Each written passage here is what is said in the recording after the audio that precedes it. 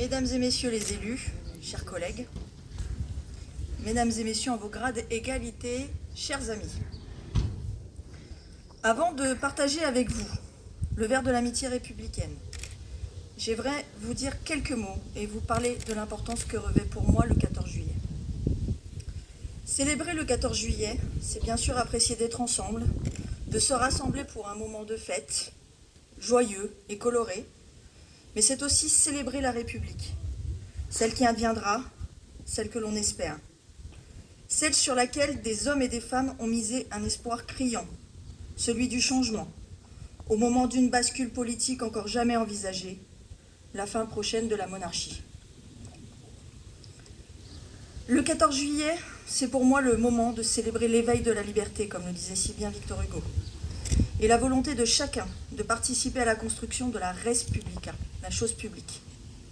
Car rappelons-le, la République, c'est avant tout un outil, celui d'un État gouverné par et pour un bien commun, celui du peuple. La République est fondatrice, et plus qu'un état d'esprit, elle est la base de notre système politique, social et culturel au quotidien. La République ne prend en effet pas ombrage de s'incarner dans ces petites choses de votre quotidien, car c'est là qu'elle est la plus utile, qu'elle prend son sens et sa responsabilité, là plutôt que dans les dorures des palais de l'Élysée ou de Matignon, ou encore dans les grandes envolées lyriques des discours de nos dirigeants. Une semaine après les événements violents que nous avons tous vécus, ici comme ailleurs, chacun à son échelle, a pourtant à faire l'inventaire de ce qu'il nous reste en commun, de ce qu'il nous manque pour construire encore ensemble demain. La République du quotidien, c'est la mienne, celle de l'élu local au plus près des citoyens, des usagers. Et pourtant, comme vous, je me suis interrogée. Comment en est-on arrivé là?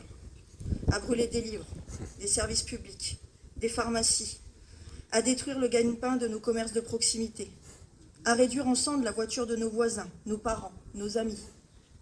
Et surtout, comment nous, élus locaux, en prise directe avec vous et avec ceux qui ont délibérément choisi d'emprunter ce chemin de violence, comment pourrions-nous trouver les mots pour apaiser les mots?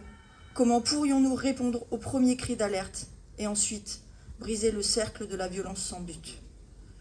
Le couperet est tombé, sans appel, et l'heure n'est pas à la démagogie et aux vains engagements. Nous serons condamnés à revivre encore et encore ce que certains appellent des émeutes, tant que la République n'aura pas les moyens d'être à la hauteur de la crise que nous vivons et qui nous guette encore. Et pour sortir de cette ornière, il ne suffira pas d'afficher un soutien de façade, de se faire prendre en photo devant le commissariat de police de Creil pour dire que l'on soutient nos policiers, ou encore d'écrire un courrier aux élus locaux pour accabler la jeunesse des quartiers dont on n'a jamais osé frôler le bitume. Être à la hauteur, c'est s'assurer que le socle commun est fermement ancré, qu'il nous permet à tous de capitaliser pour demain, que la stabilité est la même pour tous. C'est le consolider chaque année, en étant à l'écoute de ceux qui le maintiennent et non le contraire. Contrairement à ce qui semble être parfois à l'œuvre, l'État ne doit pas être un accélérateur de précarité.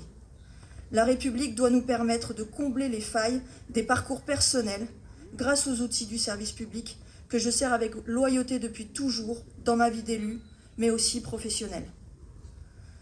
Oui, la République est un outil du quotidien pour construire notre maison commune.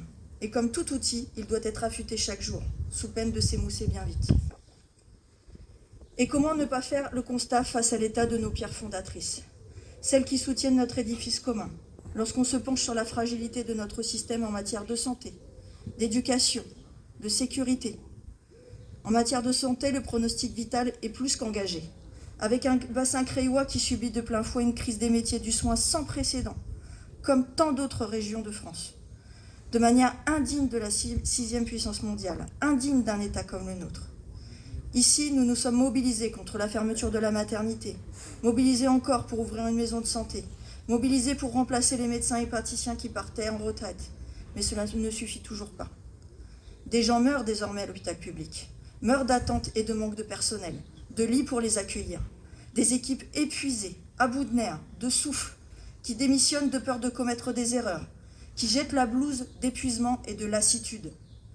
Cette lassitude ambiante est malheureusement devenue le fil rouge, celui que nous tâchons de remonter pour en réparer les dommages originels, quand cela est possible.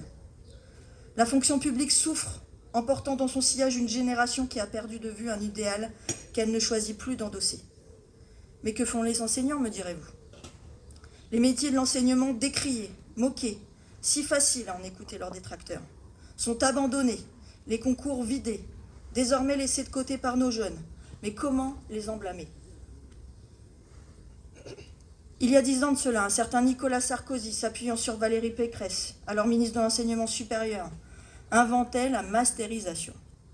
5 ans d'études obligatoires après le bac avant de pouvoir passer un concours qui n'aura pas vraiment de rapport avec les cours qu'il faudra faire aux élèves, avant de pouvoir être muté à l'autre bout de la France pour 1 400 € par mois, sans prime, sans possibilité d'heures supplémentaires, sans prise en charge de frais de déplacement ni de matériel.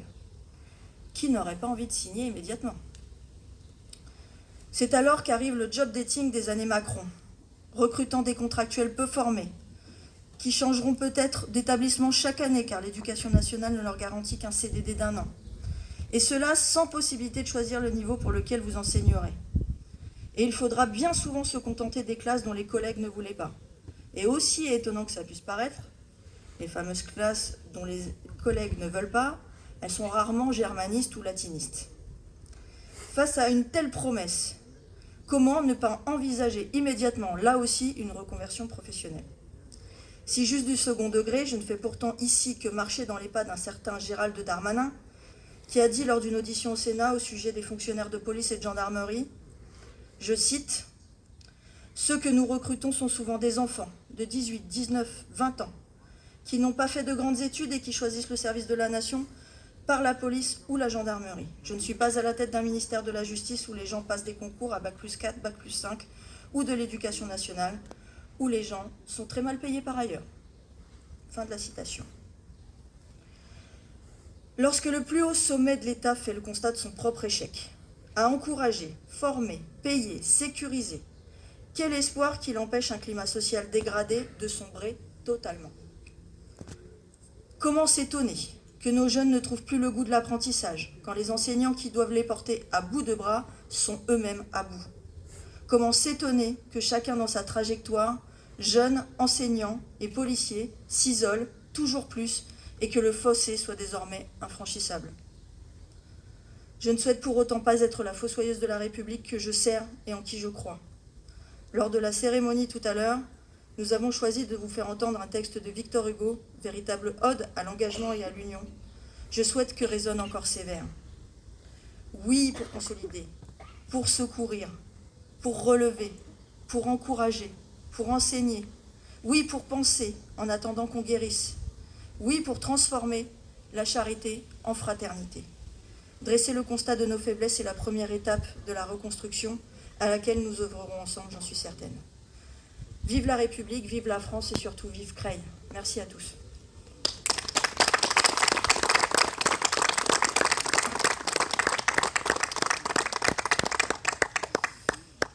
Et maintenant, je vous invite à vous tourner vers le pot où nous allons partager le